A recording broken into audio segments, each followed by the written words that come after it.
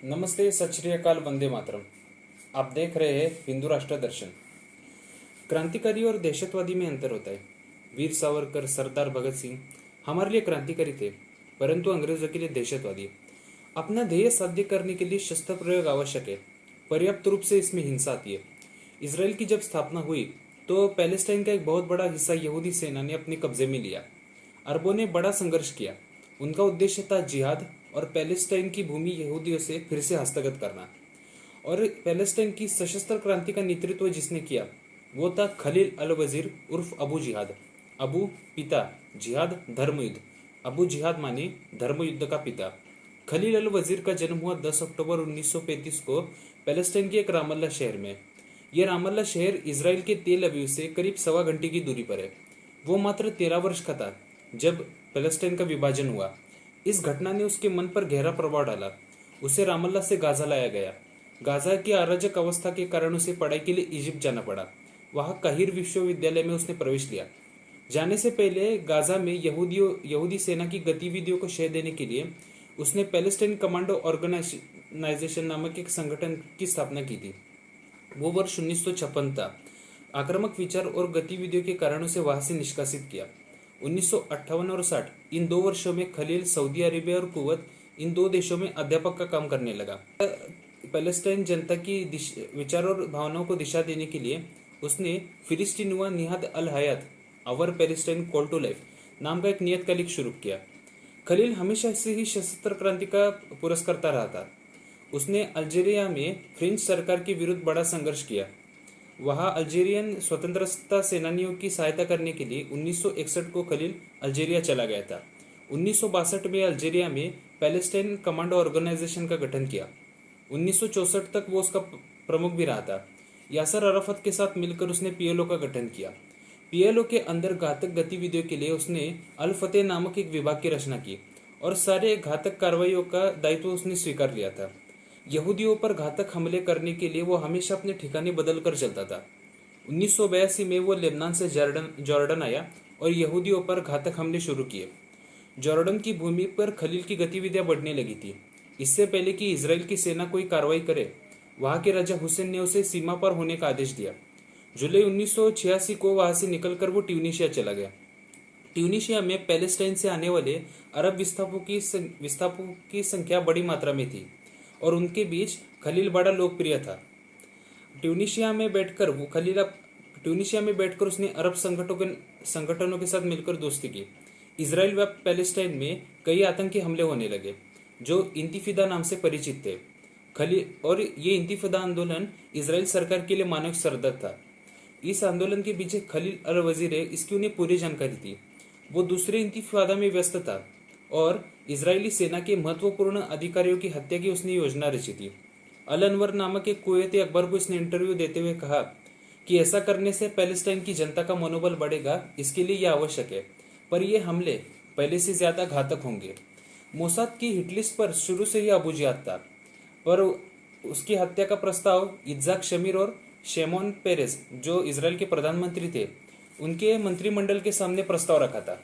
पर ऐसा किया तो अंतर्राष्ट्रीय स्तर पर इसराइल की प्रतिमा बिगड़ सकती है और यहूदियों के विरुद्ध और हिंसक आंदोलन हो सकते हैं। इस कारण यह प्रस्ताव रद्द कर दिए गए। 1965 में अबू जिहाद ने इसराइल में वाटर सेविंग प्रोजेक्ट को बिगाड़ने के लिए अल फतेह की एक टुकड़ी भेजी थी। 1975 में सेवाय होटल पर उसने कब्जा किया और 18 नागरिकों की हत्या कर दी थी।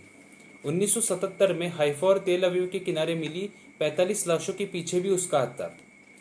1987 के अंत में लेबनान और इजिप्ट से निकली फिदाइन टुकड़ियों ने इसराइल व्याप्त पैलेस्टाइन में आतंकी हमले शुरू किए और मार्च 1988 में एक बस का अपहरण हुआ जिसमें 35 यहूदी नागरिकों की हत्या कर दी। ये उसकी हरकत मानो उसकी ताबूत पर आखिरी कील थी। सर्वसम्मति से अबू जिहाद की हत्या का प्रस्ताव स्वीकार कर लिया गया। मोसाद इस अवसर की खोज में 1983 से थी। उसे मारने से पहले उसकी जानकारी लेना आवश्यक था, इसीलिए मोसाद के गुप्तचर ट्यूनीशिया पहुंच गए। उन्होंने लेबनीज पासपोर्ट बनाए और ऐसे गुप्तचरों को चुना जिनका अरबी भाषा पर प्रभुत्व था। इसराइल सेना की एक विशेष टुकड़ी सैरात मटकल के 20 कमांडो को इस ऑपरेशन के लिए चुना गया था। उनको ट्यूनीशिया तक सफर मिसाइल बोट से करना था। इस बोट पर हाकोमंदो हायामो के स्पेशल कमांडो सवार थे। अबू जिहाद पर गोली कौन चलाएगा, उसकी बीवी बच्चों को कौन देखेगा, बेडरूम और बेसमेंट में कौन घुसेगा, ये सारी बातें तय हो जाती है। इन कमांडोज ने 12 अप्रैल को सफर शुरू किया था और 15 अप्रैल की रात को 15 अप्रैल की रात को ट्यूनीशिया के दूर करीब 30-35 किलोमीटर के किनारे पर ये सारे कमांडो आकर पहुंच गए थे। आगे का सफर उनको एक रबर बोट से करना था। मोसाद के गुप्तचर उनको लेने के लिए पहले से ही ट्यूनीशिया में घुसे हुए थे। हमले का समय था रात के 1:15 यानी 16 अप्रैल 1988। यह ऑपरेशन से पहले मोसाद की एक महिला गुप्तचर ट्यूनीशिया में अबू जिहाद के घर पे गई थी। वो सेल्सगर्ल बन के गई थी और उसका ये उद्देश्य था कि उसके घर में जाकर वो देख सके कि बेडरूम कहाँ है, हॉल कहाँ है, किचन कहाँ है, लिविंग रूम कहाँ है। ये सारी जानकारी वो ले सके और अपने एजेंट को वो बता सके। मोसाद की टीम अबू जिहाद के घर के पास पहुंच गई और ये इस टीम को 4 हिस्सों में बांट दिया था। टीम ए और बी का काम था ऑपरेशन को अंजाम देना और सी और डी का काम था सुरक्षा प्रदान करना। 15 अप्रैल को इसराइल की सीक्रेट सर्विस शिन बेट ने अबू जिहाद के एक रिश्तेदार फैयाज अबू रहमान को गाजा से गिरफ्तार किया। 1 घंटे तक उसकी पूछताछ की, उल्टे पुल्टे सवाल पूछे और उसे छोड़ दिया।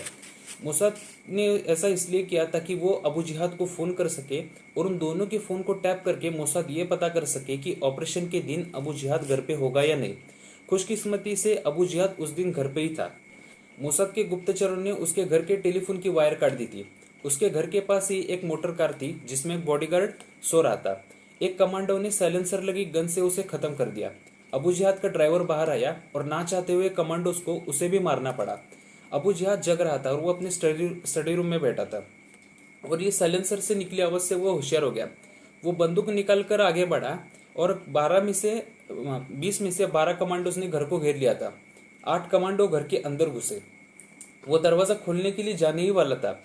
इससे पहले वो 8 कमांडोज के कमरे के पास पहुंचे। उन्होंने दरवाजा खोला और अंदर धुएं का बॉम्ब फेंक दिया। तो उसे कुछ दिखाई नहीं दिया। वो हाथ में बंदूक लिए खड़ा था। 8 कमांडोज उसके सामने आए। इससे पहले कि वो कुछ कर पाता, उनकी मशीन गन से गोलियों की बारिश हुई और उसे 60 से ज्यादा गोलियों ने उसे छल्ली कर दिया। उसे अपने आप को बचाने के लिए एक भी मौका नहीं मिला और वो सीधे जहन्नुम पहुंच गया।